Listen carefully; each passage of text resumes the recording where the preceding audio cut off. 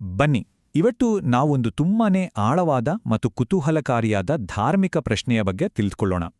ಇದು ಶತಮಾನಗಳಿಂದಲೂ ಚರ್ಚೆಯಲ್ಲಿರೋ ವಿಷಯ. ಹಾಗಿದ್ರೆ ನೇರವಾಗಿ ವಿಷಯಕ್ಕೆ ಬಂದ್ಬಿಡೋಣ.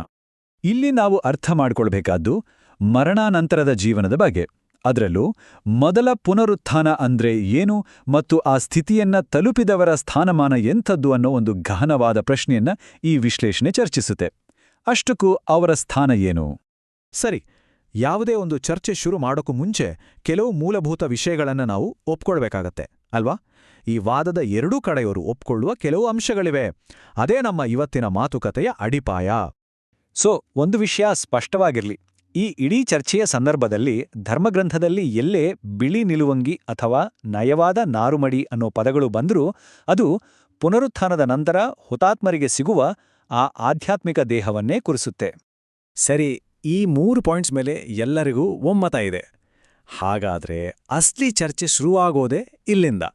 ಆ ಮಹಾಭೋಜನ ಕೂಟದಲ್ಲಿ ಅವರ ಪಾತ್ರವಾದರೂ ಏನು? ಸರಿ, ಹಾಗಿದ್ರೆ ಮೊದಲನೇ ದೃಷ್ಟಿಕೋನವನ್ನು ನೋಡೋಣ. ಈ ವಾದದ ಪ್ರಕಾರ ಪುನರುತ್ಥಾನಗೊಂಡವರೆಲ್ಲರೂ ಒಂದೇ ಸಮನಲ್ಲ. ಅವರಲ್ಲಿ ಒಂದು ಸ್ಪಷ್ಟವಾದ ಶ್ರೇಣಿ ಅಂದ್ರೆ ಹೈರಾರ್ಕಿ ಇದೆ. ಅಂದ್ರೆ ಈ ವಾದದ ಪ್ರಕಾರ ಪುನರುತ್ಥಾನ ಅನ್ನೋದು ಎಲ್ರಿಗೂ ಸಿಗೋ ಒಂದೇ ತರದ ಬಹುಮಾನ ಅಲ್ಲ. ಈ ವಾದವನ್ನ ಸಮರ್ಥಿಸೋಕ್ಕೆ ಬೈಬಲಿನ ಈ ವಚನವನ್ನ ಉದಾಹರಣೆಯಾಗಿ ಕೊಡ್ತಾರೆ. ಹೇಗೆ ಆಕಾಶದಲ್ಲಿರೋ ಪ್ರತಿಯೊಂದು ನಕ್ಷತ್ರದ ಹುಳುಪು ಬೇರೆ ಬೇರೆ ಇರುತ್ತೋ ಹಾಗೇನೆ ಪುನರುತ್ಥಾನದ ನಂತರ ಸಿಗೋ ಆಧ್ಯಾತ್ಮಿಕ ದೇಹಗಳ ಮಹಿಮೆಯಲ್ಲೂ ವ್ಯತ್ಯಾಸಗಳಿರ್ತವೆ ಅನ್ನೋದು ಇವರ ವಾದ. ಈಗ ನೋಡಿ, ಇದು ತುಂಬಾನೇ ಇಂಟ್ರೆಸ್ಟಿಂಗ್. ಯಾಕಂದ್ರೆ ಮೂಲ ಗ್ರೀಕ್ ಭಾಷೆಯನ್ನು ನೋಡಿದಾಗ ಎರಡು ಬೇರೆ ಬೇರೆ ಗುಂಪುಗಳಿಗೆ ಎರಡು ಬೇರೆ ಬೇರೆ ಥರದ ವಸ್ತ್ರಗಳ ಬಗ್ಗೆ ಮಾತಾಡಲಾಗಿದೆ. ಇದು ಈ ವಾದಕ್ಕೆ ಒಂದು ಪ್ರಮುಖ ಸುಳಿವು. ಅಂದ್ರೆ ಇದರ ಅರ್ಥ ಏನು? ಬೇರೆ ಬೇರೆ ವಸ್ತ್ರ ಅಂದ್ರೆ ಬೇರೆ ಬೇರೆ ಆಧ್ಯಾತ್ಮಿಕ ದೇಹ ಅಂತ. ಹಾಗಾಗಿ ಅವರ ಸ್ಥಾನಮಾನ ಕೂಡ ಬೇರೆ ಬೇರೆ. ಈ ವಾದದ ಪ್ರಕಾರ ವಧೂನ ಆಧ್ಯಾತ್ಮಿಕ ದೇಹ ಹೆಚ್ಚು ಮಹಿಮಾನ್ವಿಕ. ಅದು ಭೂಮಿಯ ಮೇಲೆ ಅತ್ಯುನ್ನತ ಮಟ್ಟದ ನಿಷ್ಠೆ ತೋರಿದವರಿಗಾಗಿ ಮಾತ್ರ ಮೀಸಲು. ಸರಿ, ಇದು ಒಂದು ವಾದ ಆಯ್ತು. ಆದ್ರೆ ಇದಕ್ಕೆ ಪ್ರತಿಯಾಗಿ ಒಂದು ಅಷ್ಟೇ ಪ್ರಬಲವಾದ ಇನ್ನೊಂದು ವಾದನೂ ಇದೆ. ಅದು ಎಲ್ಲಾ ಹುತಾತ್ಮರನ್ನ ಒಂದೇ ಅಂತ ಹೇಳುತ್ತೆ. ಈ ವಾದದ ಪ್ರಕಾರ ತುಂಬಾನೇ ಸಿಂಪಲ್. ಯಾರೆಲ್ಲ ಆಧ್ಯಾತ್ಮಿಕ ದೇಹವನ್ನ ಪಡೀತಾರೋ ಅವರೆಲ್ಲರೂ ವಧುವಿನ ಭಾಗವೇ. ಇಲ್ಲಿ ಅತಿಥಿ ವಧು ಅನ್ನೋ ಭೇದಭಾವವೇ ಇಲ್ಲ.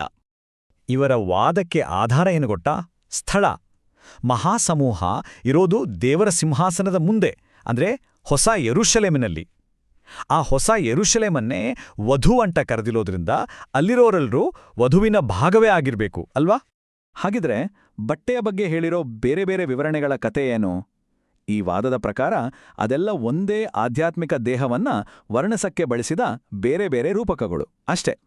ಒಂದು ಕಡೆ ಅಕ್ಷರಶಃ ಅರ್ಥ ನೋಡಿದ್ರೆ ಇನ್ನೊಂದು ಕಡೆ ಸಾಂಕೇತಿಕ ಏಕತೆಯನ್ನ ನೋಡಲಾಗತ್ತೆ.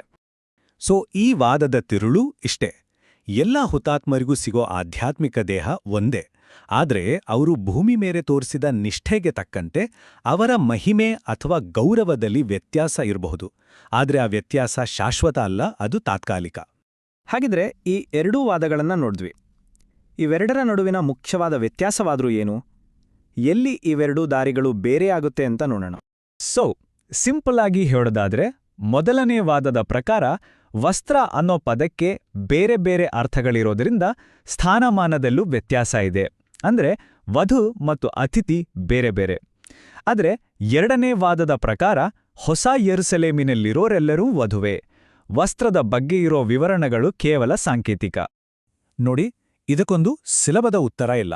ಎರಡೂ ವಾದಗಳಿಗೂ ಧರ್ಮಗ್ರಂಥದಲ್ಲಿ ಗಟ್ಟಿಯಾದ ಪುರಾವೆಗಳಿವೆ.